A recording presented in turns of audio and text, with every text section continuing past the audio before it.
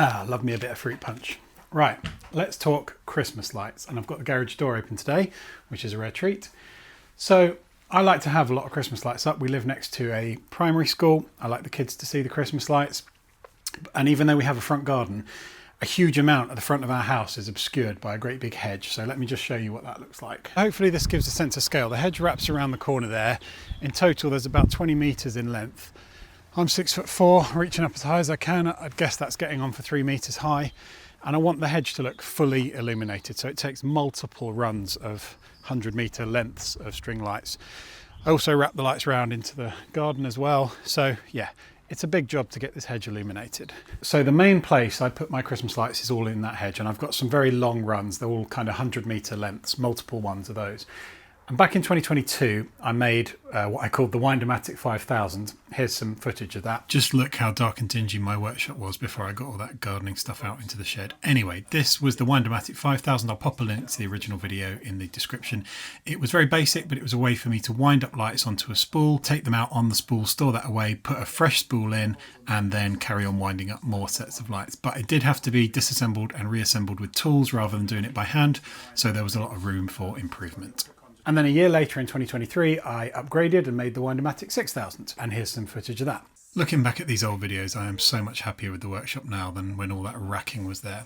Anyway, the Wind-O-Matic 6000, I feel like I did a really good job. It was a big improvement. Even though the seasonal assembly and disassembly is still done with screws, so with tools, all of the actual usage of it is done by hand. So taking out spools, putting spools back in, everything can be done by hand. So that was a huge improvement. Once again, I'll link to this original video in the description. And although I made those videos of how I made the Wind-O-Matics, I thought I'd do a video about actually putting up my Christmas lights, how I use them. So start off with, let's get some stuff out the shed.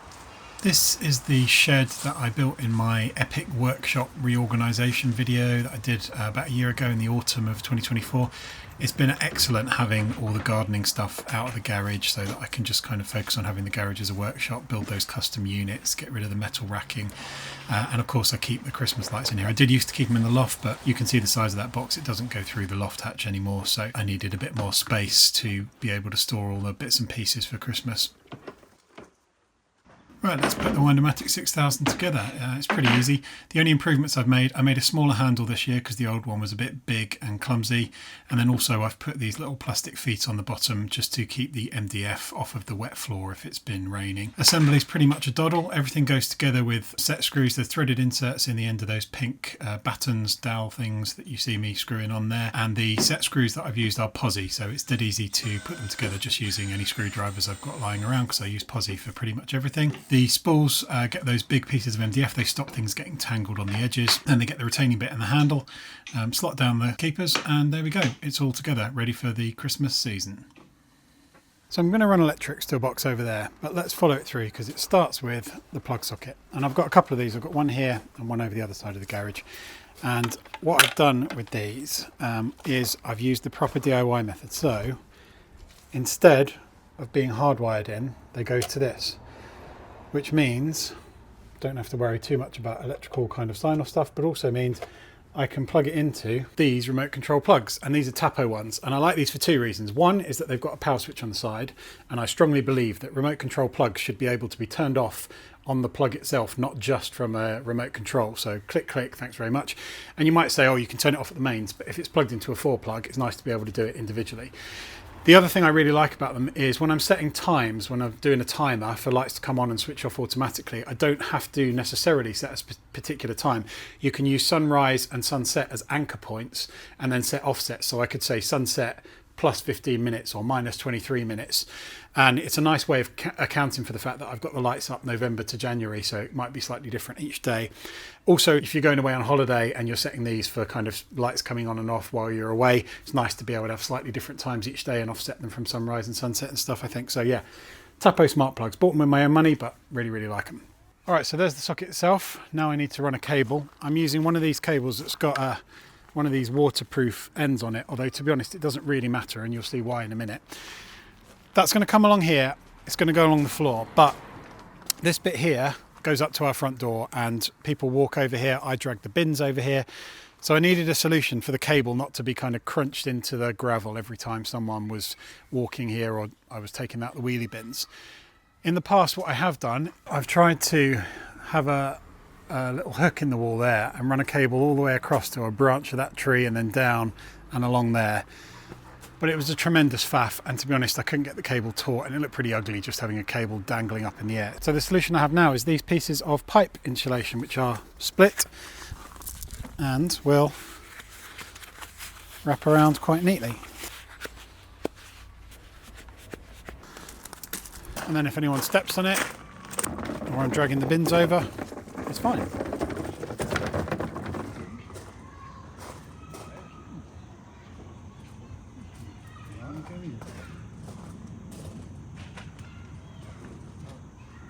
Alright, so I've got my cable running all the way from the plug socket through a smart plug to my outside socket, down here, through my pipe insulation, through the hedge, blah blah blah, and then it's terminating over there at the moment. So what's next is I need some sort of waterproof box here that I can connect all the lights into, but for that let's just pop back into the garage. Okay, so I've got the kind of evolution of everything I've tried here. I started off with these type of things, which are these small boxes. You can get them in Screwfix and places. For the first couple of years when I didn't have many lights, it worked okay. The problem with these is the space. Like, they're waterproof, the waterproofing's fine, but there's very little space in here, especially when you consider that a lot of these lights have these really long kind of DC transformer-y type plugs on, which stick up a lot. I mean, that on its own takes up all of the available height inside there with this extra little bit here. And you'd still have to have it in a 4-plug if you're having more than one of them. So yeah, not enough space in those orange things. Other colours are available. So then I graduated onto using plastic storage boxes. And you can see here I've cut a hole in the front. Everything goes in. The electric run from the garage goes in there. All of the lights go in there. Everything goes in and out that one thing. And then I wrap that in a bin liner and sort of tighten the end around the cables. Obviously with a lid over the top as well inside the bin liner. You can see here I've made a bit of a mess of cutting that hole. Then I graduated onto a slightly bigger one. You can see there again I've made a bit of a mess of the hole. I've cracked the plastic and I've had to hot glue it back together again. So this year I treated myself to some slightly bigger ones because I've got more lights again this year, and I promised myself I was going to do a good job of making the hole. So I'll just show you quickly how I made that hole, because if you just try and drill through, you'll crack the plastic really easily. So I've got some video here of when I did that. To get a nice neat hole, I used a 102mm hole saw, made a template out of OSB so that I could remove the middle drill bit and just use the template for guiding the hole saw whilst I was cutting. I've got a bit of wood sticking out from the bench that's going to form the backer board, and then I'm going to sandwich it with my template here. I've also got some other bits of wood just to allow my clamps, which are going to do the sandwiching, to reach around and actually do a good job of sandwiching those bits of OSB either side of the plastic. I'd seen online people talk about running a hole saw backwards to do a smoother cut. I tried that, it was absolute garbage, didn't work at all. Don't bother trying that if you're in the market for one of these. So then obviously I went forwards just very, very carefully, very slowly, and kept clearing out all the waste as well at the same time as I went along. Got a nice disc out of it. You can see there a decent hole, needs a little bit of sanding. So I've got one of these sanding blocks with a profile. Well, I've got a set actually of these sanding blocks with profiles, but this one was a good fit. Allowed me to get a nice neat hole. Few little straggly fibres there. When you're drilling the clearance holes at the bottom for any water that might build up, do not use a brad point bit. You want a normal twist bit. I tried my brad point bits and they pull themselves down far too quickly, and it makes a horrible cracking noise as the plastic kind of is under stress. The twist bits were progressing much more steadily. Now you might see as well, I've got some of the pipe insulation there in the bottom, and the reason was last year or the year before, I did notice, I came out to check on the lights kind of halfway through December, and I did notice a little bit of water in the bottom, and I don't think there was a leak anywhere. I'm not really sure how it got in. The LED lights don't really generate enough heat to be condensation, I don't think. But anyway, there's a little bit of water, so I drilled drainage holes in all 4 corners, and I've glued down some pipe insulation there to keep all of the plugs up off of the bottom of the box. So if any water does pool on the bottom of the box, hopefully it'll drain out the holes, but even if it doesn't, those pipe cleaners lift up the 4 plugs that I've got in there and lift up all of the electrics out of that. So I need to fit those into this one as well. I've drilled drainage holes in the corners, as you probably saw in those cutaways, just need to fit some pipe insulation in the bottom. And then we're going to use those boxes this year. So here is my box with a few 4 plugs ready to go. Obviously, When everything's in there, this will get covered with the lid, enclosed in a bin liner, tightly scrunched around the cables and whatnot. But obviously you need to plug some stuff in, which means loading up the Wind-O-Matic and getting cracking with some lights. Before I do that, two quick things. The most important thing, I am not a qualified or even a competent electrician. I do not encourage anyone to do your outdoor electrics the way I do mine. I'm just showing you what I do on my own private property in case it sparks off ideas for what you might want to do on your private property. I don't encourage anyone to necessarily do this the same way as me. I'm just showing you what I do. I have had electrics trip in the past when it's been raining. I think it's from dodgy light sets rather than the way I do my electrics, but I still am not saying anybody should do this. Work out what might work for you, for your Christmas lights, all of that kind of stuff. The other thing I want to quickly say is I run electrics down the hedge, I run electrics up that side, and I run electrics all up that side too. I'd really love to run electrics across up high between across our kind of driveway between the gates.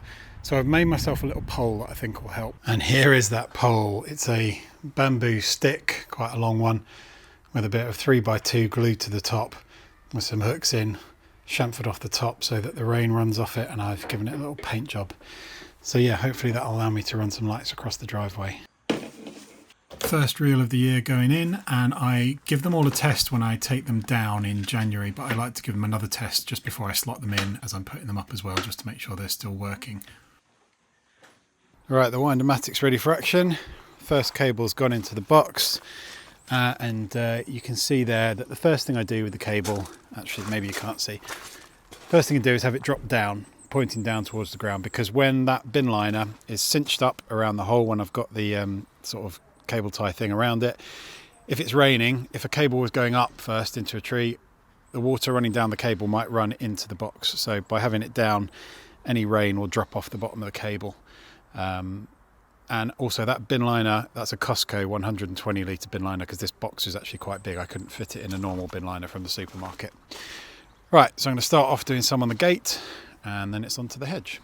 Yeah, so I started with the gate this year, but I tend to leave the main body of the hedge till last so I can see what lights I've got left. But wherever I start, wherever I end, the Wind-O-Matic just sits there dispensing hundreds of metres of tangle-free, drama-free cord. All right, that's the first one done. It zigzags across the gate. It does a bit of the verticals around the corner, but only up to there. And that's 100 metres done, and I've still got an awful lot of hedge to go. So let's crack on. So you get the general idea really. The old reel comes out, take the bits and pieces off of the spindle, and then the new reel goes in. Quick test to make sure it's working. Take out the little retaining pins and the bits of cardboard that stop it from slipping off the spindle while it's in storage. MDF goes on, stops it tangling on the sides of the device. Lock it in place, and then it's the little windy handle and a split pin. I won't show it in this much detail every time, but the video is meant to be about how I'm using it. Now, this is the end of the hedge, furthest from the gate. I like to do this first, and then I don't have to go back there until the very end when I'm doing the kind of infill bits, which I'll show later on. Shout out to the builder from next door who managed to get himself in the background of this shot while I was running out the reel. It's surprising how quickly each reel runs out. It really doesn't last that long, 100 metres. So yeah, it's just a case of take the old one out, slot the new one in, and get back to work. Obviously here there's a lot of time lapse. I've condensed what is basically 3 days work down into a few minutes of video here. I like to do the horizontals first along the hedge. I do horizontal lines, then I do kind of vertical zigzag lines up and down, and then I sort of fill in bits at the end. But as I say, each reel is 100 metres, but each one just doesn't last very long. It's always nice when there are bits that I don't need the ladder for. I spend a couple of days up a ladder doing this and it kills my feet and my back. I try to start up high and work my way down with the horizontals, and I only really get 3 and a bit horizontals out of each 100 metre reel, so it gets to the point where it just kind of feels a bit endless for a while. I also ran out of my old ones and started using some new ones. They come tied up with these twist tie things. I call them twazzers, don't know what your family call them, but I do like to thread them onto a reel first instead of just using them out of the box. It's a lot easier. So then I like to finish with the last 1 or 2 reels in the dark and have the lights illuminated as I put them up so that I can see where to infill, where there's any gaps, where there's any little hollows, where it feels like there need to be more lights. I don't like you to be able to see the individual light strings when you're looking at the hedge. I want it to look like a big mass of illuminated hedge, a kind of big net of lights almost. And finishing in the dark and infilling really helps with this. Right, lights all done. Last thing is to close up this box and cinch it up with one of these twist tie type things.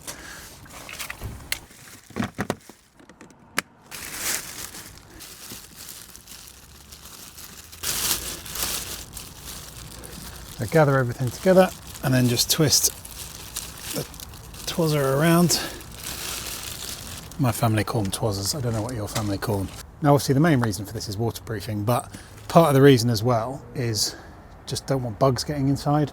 Those orange boxes I've used, they didn't need to go inside a plastic bag, so I left them out. When I came to take them in January, just slugs all over them. Pretty disgusting. This way I can just toss that bin liner once it's finished with in January. One quick thing I forgot to say last night when I was filming and finishing up. With this box I've forgotten to take my own advice and have the cords dangling down first. You can see they just go straight up here and then go around the front garden. So what I've done is I've got the box itself sitting up with the opening at the bottom. So by doing that, hopefully it's pretty hard for any water to travel up into the box. But what I always do is when I've had like the first proper downpour of rain after I've put the stuff out, I come around and just check the boxes just to make sure that there's no water inside them. But yeah, forgot to follow my own advice there, so prop the box up so the opening's pointing down. You could do belt and braces and do both, I suppose. So here's the finished thing. 16,000 LEDs, 1,600 meters of lights. That's 1.6 kilometers, pretty much a mile of lights. They wrap around that corner down there. The main hedge has 8,000 LEDs, 800 meters. This side has 5,000 LEDs or 500 meters. Obviously we've got the icicle lights on the house. They're a bit of a pain in the Wind-O-Matic, the icicle lights. They don't really wind up as well as normal string lights.